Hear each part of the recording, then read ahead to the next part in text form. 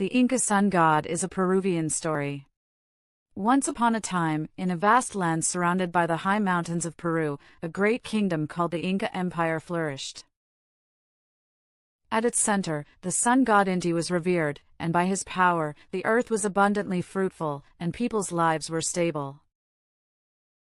The Inca people considered the sun's rays sacred and offered prayers of thanksgiving every day and every time the sun rose. The temple of Inti was built on the top of a high mountain, where the wisest and most respected priests lived.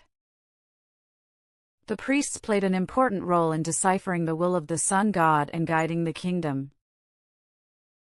Among them, there was a particularly famous priest. His name was Ayao, and he was said to have been able to hear the voice of the god Inti from a young age, holding the highest position in the temple. Ayao observed the movement of the sun and the movement of the stars every day, and conveyed God's will to the villagers. One year, a great test came to the Inca kingdom. The rain that had been going on for years stopped, and the dry season lasted for a long time. The crops withered, and the villagers were in dire straits, unable to obtain food. The people of the kingdom offered prayers to the sun god Inti, hoping for the return of rain and the grace of the sun. Ayao climbed to the top of the mountain to hear the voice of the sun god Inti and continued to pray quietly for a long time. A few days later, a shining light appeared in front of him. It was the sun god Inti itself, he said to Ayao. Ayao, this is the time when my strength is being tested. You will serve as my messenger to restore light to the kingdom. But this ordeal is not just a test. This is the time when your faith and courage will be tested. Ayao was surprised, but made up his mind in his heart. He vowed to uphold the teachings of the sun god and act to save the kingdom. Following the instructions of the sun god Inti, Ayao walked towards the center of the kingdom. Along the way, he called out to the villagers, urging them to believe in the sun's rays and work together to survive. And when he finally reached the royal palace, Ayao said to the king, "King, we must find new hope in the will of the sun god Inti. God's light is always within us.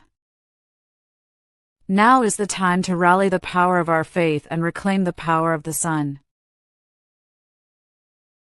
The king was impressed by Ayao's words and ordered all the people of the kingdom to hold a new festival. The festival was a sign of gratitude and hope for the sun god, and people from all over the kingdom came together to offer prayers to the sun god Inti. On the day of the festival, the villagers sang and danced with one heart, offering prayers to the sun god Inti. As night fell, the sky turned a beautiful golden color, and the sun's rays began to shine on the mountains. The light felt as if it was a blessing of the sun god Inti itself. And after a few days, rains began to fall from the mountains, filling the dry earth with water, and the crops began to grow again.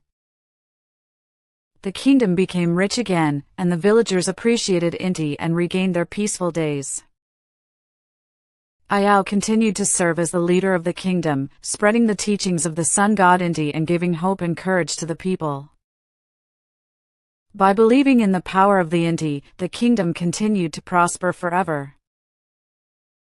And even now, in the mountains of Peru, you can feel the blessing of Inti every time the sun rises, and every year a festival of gratitude to the sun god is held. The Inca people never forget that the light and power of the sun god is their guiding being. End.